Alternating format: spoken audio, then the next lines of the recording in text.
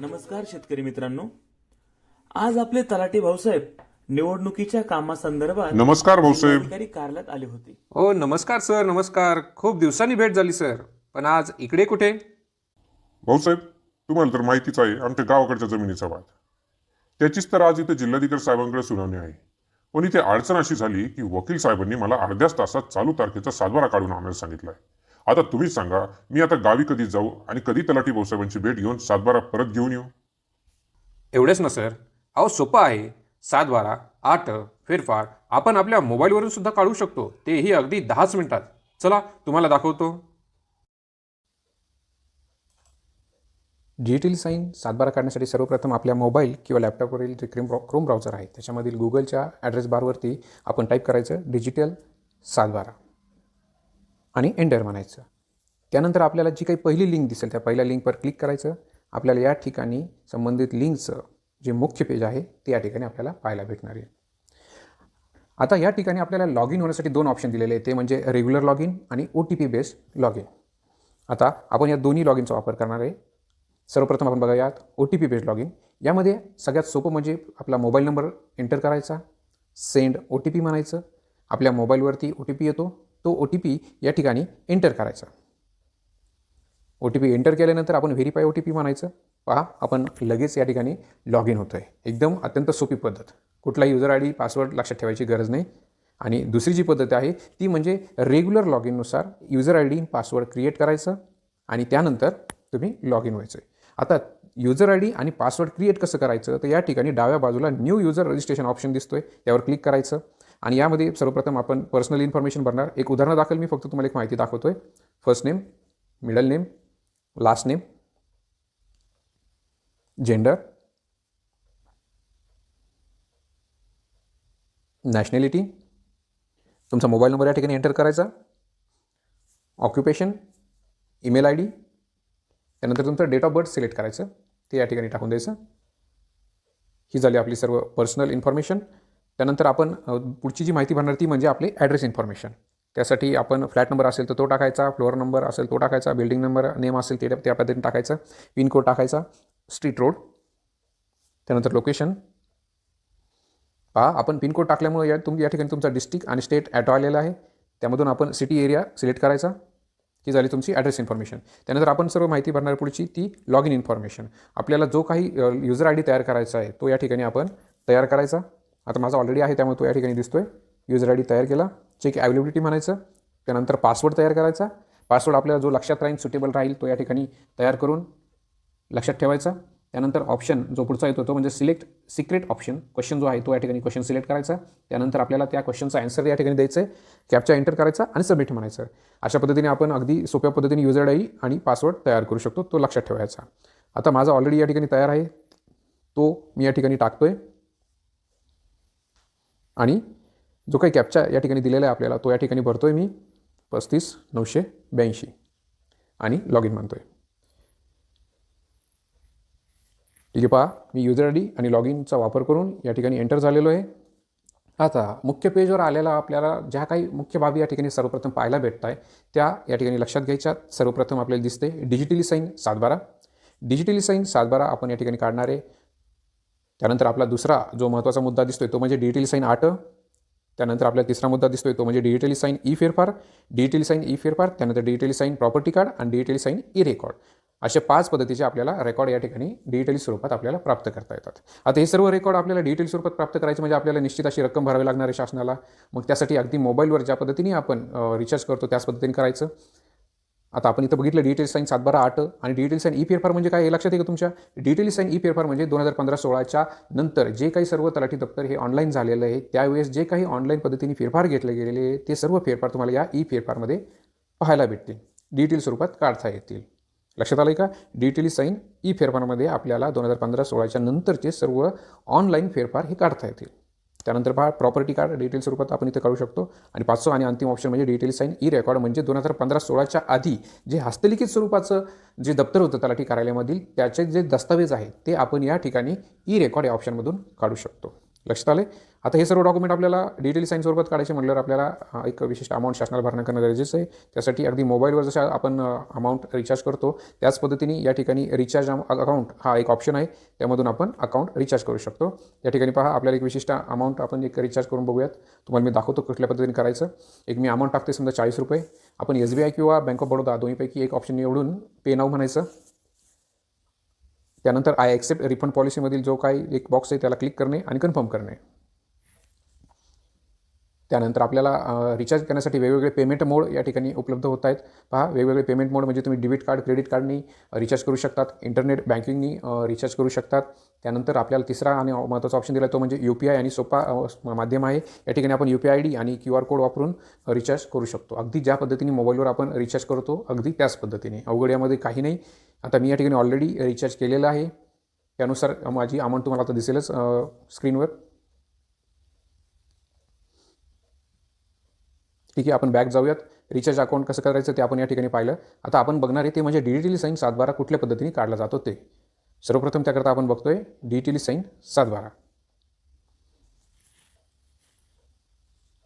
जर एखादी चुकीची गोष्ट आपण या ठिकाणी केली तर पहा आता तिथं एरर हा ऑप्शन दिसतोय. म्हणजे मी आता रिचार्ज अकाउंट केल्यानंतर डायरेक्ट बॅक गेलो तर त्या ठिकाणी मला एरर हा ऑप्शन आलेला आहे. म्हणजे थोडक्यात काय की आपण चुकीचं कुठलंही एंटर केलं तर अशा पद्धतीने एरर येतो. आता पहा आपण बघणार आहे डिटेल साईन 7/12. त्याच्यामध्ये सर्वप्रथम आपण जिल्हा सिलेक्ट करतोय. त्यानंतर तालुका, त्यानंतर गाव.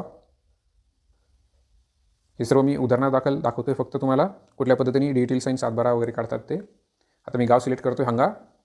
एक उदाहरणादाखल एक गट नंबर मी सिलेक्ट करतोय, गट नंबर 318.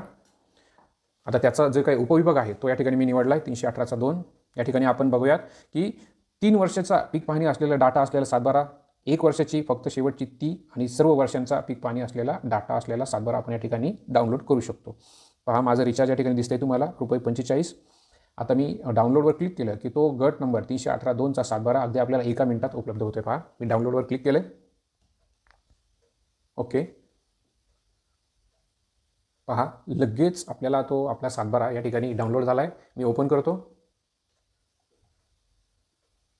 हां, अगदी 1 मिनिटाच्या आत आपल्याला 7/12 हा डिजिटली साईनच्या स्वरूपात या ठिकाणी उपलब्ध झालेला आहे. त्यावर डिजिटल साईन केलेलं आहे आणि सर्व शासकीय कार्यालयामध्ये हा डिजिटल साईन 7/12 हा वापरला जातो. आता ह्या 7/12वरती आपल्याला खातेदार दिसत आहेत. शेतकरी खातेदार, त्यांचं खाते क्रमांक, भोगटदाराचं नाव, क्षेत्र सर्व दिसते. आपण या ठिकाणी त्यांचा खाते क्रमांक बघून त्या खाते क्रमांकाचा वापर आट काढण्यासाठी करूयात. डिजिटली साईन आट. त्याच्यामध्ये निवडतोय आपण जिल्हा, तालुका, गाव. पुन्हा एकदा मी हंगा गाव निवडतोय. आपण त्याच खातेदारांचा आट कुठल्या पद्धतीने काढायचा तो या ठिकाणी बघतोय. मला खाते क्रमांक मी आत्ता बघितला त्यानुसार 2868. मगाशी ₹45 रिचार्ज होता, आता दिसतोय ₹30 म्हणजे ₹15 माझे 7/12 जो डाउनलोड केला त्याच्यामध्ये कमी झालेले आहे. आता मी आट डाउनलोड करणार आहे. त्यासाठी मी डाउनलोड या बटनावर क्लिक करतोय. ओके, आट डाउनलोड झाला आहे. ओपन करूयात. आट या ठिकाणी ओपन झाला आहे अगदी 1 मिनिटाच्या आत. मनोहर दगडू तटले आपल्या खातेदारांचं नाव आहे. गट नंबर 318/2, खाते क्रमांक 2868. त्यावर त्यांचं क्षेत्र वगैरे दिसतंय. डिजिटली साईन स्वरूपाचा हा आट आहे. सर्व शासकीय कार्यालयामध्ये याचा वापर केला जातो. अशा पद्धतीने आपण डिजिटली साईन आट हा काढलेला आहे.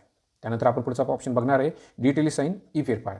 म्हणजे थोडक्यात 2015-16च्या नंतर जे काही ऑनलाईन दप्तर झाले त्यामधील फेरफार सेम याच पद्धतीने आपण काढणार. त्यासाठी जिल्हा, तालुका, गाव निवडायचं. तुम्हाला जो फेरफार क्रमांक आवश्यक असेल तो या ठिकाणी टाकणे आणि डाउनलोड करणे. त्यानंतर प्रॉपर्टी कार्ड आणि शेवटचा अगदी महत्त्वाचा तुमच्यासाठी जो महत्त्वाचा मला सांगायचा तो म्हणजे ई रेकॉर्ड. त्यामध्ये आपण वेगवेगळ्या विभागांचे ई रेकॉर्ड या ठिकाणी काढू शकतो. आम्ही कार्यालय निवडतोय. नगर भूमापन कार्यालय, भूमी अभिलेख कार्यालय आणि तहसीलदार कार्यालय अशा 3 कार्यालयाची माहिती आपण या ठिकाणावरून काढू शकतो. आता मी त्यासाठी सर्वप्रथम निवडतोय ते तहसीलदार कार्यालय. त्यानंतर माझं पुढचं निवडायचं ऑप्शन आहे जिल्हा, तालुका. नंतर आपण आता या ठिकाणी गाव निवडणार आहे. गाव निवडताना आपण त्याच हंगा या गावातील त्याच गट नंबरचा ई रेकॉर्डचा 7/12 आपण काढणार आहे. हा जो 7/12 असेल हा हस्तलिखित स्वरूपाचा 7/12. दस्तावेजमध्ये आपल्याला ऑप्शन दिसत आहेत फेरफार 7/12. मी 7/12 निवडला. त्यानंतर आपण तोच गट नंबर 318 सिलेक्ट केला आहे आणि सर्च म्हटला. तर सर्च म्हटल्यानंतर मला 318 गट नंबरचे जुने सर्व 7/12 या ठिकाणी पाहायला भेटतात. पहा यामध्ये सर्वे नंबरचा 318 सर्वे नंबरचा देखील सातबारा पाहायला भेटतो. पहा, साल 1928चं 1928 पासून 1938 पर्यंतचा सर्वे नंबरचा सातबारा मला या ठिकाणी पाहायला भेटतोय. पण आपल्याला जो लागणार आहे तो 318 गट नंबरचा लागतोय. मग हा सातबारा आपण पाहणार नाही, त्यासाठी आपल्याला पाहिजे तो 318 गट नंबर. त्यासाठी मी दुसरं पेज सिलेक्ट केलं. आता पहा, आपल्याला 318 गट नंबरचा आणि सर्वे नंबरचा दोन्ही ऑप्शन दिसत आहे. मग 318 गट नंबर साल 1975 ते 77चा ऑप्शन आपण निवडला आहे. थोडा वेळ थांबायचं. पहा, जुना हस्तलिखित सातबारा आपल्याला या ठिकाणी साल 1975-76चा पाहायला भेटला आहे. तोही अगदी फ्रीमध्ये. हा माहितीच तो आपण वापरू शकतो. आणि जर आपल्याला प्रिंट हवी असेल डिजिटल स्वरूपात तर डाउनलोड म्हणलं की या ठिकाणी आपल्याला तो डिजिटली साईन स्वरूपात आपल्याला हस्तलिखित सातबारा पाहायला भेटेल. त्यानंतर आपण या ठिकाणी जर दुसरा गट नंबर जर आपल्याला जर टाकायचा असेल आणि तो नुसता टाकला आणि सर्च म्हणलं, गट नंबर टाकला आणि सर्च म्हणलं तर त्या ठिकाणी तुम्हाला एरर दाखवेल. त्यासाठी आपल्याला या ठिकाणी ऑप्शन दिलेला आहे, तो म्हणजे रिसेट करा. रिसेट करा बटनावर क्लिक करायचं आणि पुन्हा आपण जी माहिती हवी असेल ती या ठिकाणी सिलेक्ट करायची. पहा, आपण पुन्हा एकदा निवडूयात तहसीलदार कार्यालय. आणि ह्यातमधूनच आपण सेम याच पद्धतीने फेरफार जुन्या स्वरूपाचे जे काही सर्वे नंबर असतील ते सर्व आपण सेम याच पद्धतीने काढणार आहे. आपण आता दुसरा ऑप्शन निवडतोय, भूमी अभिलेख कार्यालय, जिल्हा अहमदनगर, तालुका पारनेर. यामध्ये आपण भूमी अभिलेख कार्यालयाशी संबंधित जे काही सर्व जुने रेकॉर्ड स्कॅन केलेले आहे स्कॅन स्वरूपात ते या ठिकाणी बघणार आहे. त्यासाठी आपण गाव निवडतोय, ते दुसरं गाव या ठिकाणी घेतोय. गाव आपण जे निवडणार आहे ते आहे दरोडी.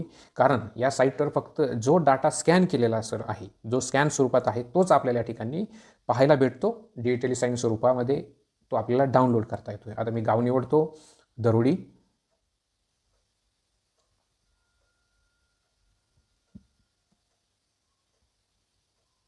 दरोडी गाव निवडलं. त्यानंतर आपण जो काही दस्तावेज आहे, पहा या ठिकाणी आपल्याला वेगवेगळे दस्तावेज पाहायला भेटत आहेत. फेरफार, टिपण, सातबारा. आता मी निवडतोय तो म्हणजे कन्सॉलिडेशन स्कीम. म्हणजे यामध्ये आपण बघणार काय तर 1980 साली जे काही स्कीम योजना लागू झाली ती, त्यानुसार आपण या ठिकाणी बघणार. 60 गट नंबर मी टाकलेला आहे. 60 गट नंबरचा सर्च बटनावर जर मी क्लिक केलं तर आपल्याला 60 गट नंबरचा जुना सर्वे नंबर कुठला होता, त्याचा खाते क्रमांक कुठला आहे तो आपण या ठिकाणी बघू शकतो. पहा, मी गट नंबर 60 टाकला आहे. या ठिकाणी आपल्याला लगेच त्या गट नंबरचा सर्वे नंबर कुठला होता तो अगदी एका मिनिटाच्या आत आपल्याला माहीत होतं. पहा, गट नंबर 60 सर्वे नंबर 23/2 आणि ती जर स्कीम बुक आपल्याला जर पाहायचं असेल तर तो आपल्याला या ठिकाणी पाहायला भेटते. पहा, गट नंबर 60 त्याचा खाते नंबर देखील पाहायला भेटतोय. व्ह्यू बटनावर क्लिक केलं तर आपल्याला या ठिकाणी ते स्कीम बुकचं पान जे आहे ते आपल्याला पाहायला भेटतंय. पहा, अगदी घर बसल्याला आपल्याला शासनाने ही सुविधा उपलब्ध करून दिलेली आहे. आपण या ठिकाणी पाहू शकतो. इथं वरती दिले बघा, तुम्हाला लक्षात येते. पहा, ब्लॉक नंबर याचा अर्थ गट नंबर 60, गट नंबर 60 दिसतोय. त्यानंतर सर्वे नंबर 23/2 सर्वे नंबर आणि त्याचा हिस्सा क्रमांक 23/2. आपण या ठिकाणी त्या खातेदाराचा खाते क्रमांक देखील पाहू शकतो 254. पहा, अशा पद्धतीने आपण घर बसल्या सर्व माहिती ही अगदी सोप्या पद्धतीने पाहू शकतो. बघितलं ना सर, शासनाने शेतकऱ्यांसाठी किती छान सुविधा उपलब्ध केली आहे. खरं आहे भाऊसाहेब. याचा फायदा नक्कीच आपल्या शेतकरी बांधवांना होणार.